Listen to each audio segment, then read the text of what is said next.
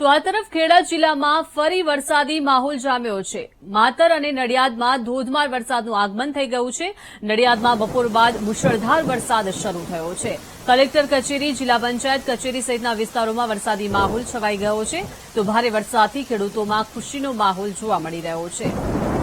તો ખેડા જિલ્લામાં મેઘમહેર જોવા મળી રહી છે। નડિયાદમાં મુશળધાર વરસાદ માહોલ જોવા મળી રહ્યો છે। માતર અને નડિયાદમાં ધોધમાર વરસાદની શરૂઆત જે છે તે બપોર પછી થઈ ગઈ છે। તો ખેડા જિલ્લામાં ફરીથી વરસાદી માહોલ છવાઈ ગયો છે।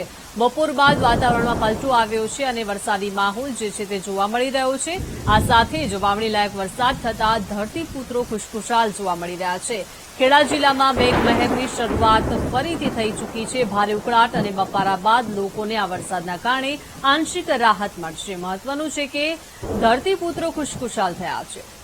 વધુ માહિતી સાથે સંવાદદાતા સચિન જોડાઈ ગયા છે। સચિન, ખેડા જિલ્લામાં ફરીથી વરસાદી માહોલ જોવા મળી રહ્યો છે। સંદીપ, ધરતીપુત્રોમાં આનંદ છવાઈ ગયો છે।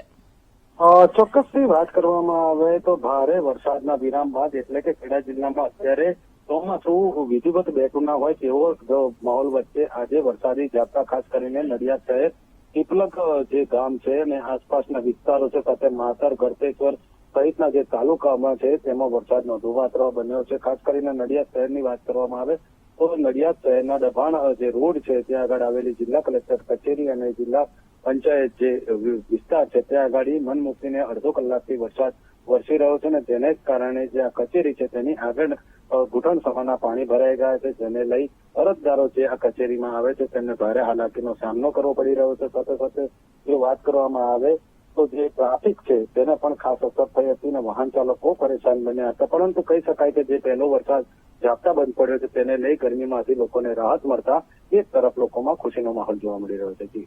જી આભાર સંદીપ, વિગત આપવા બદલ।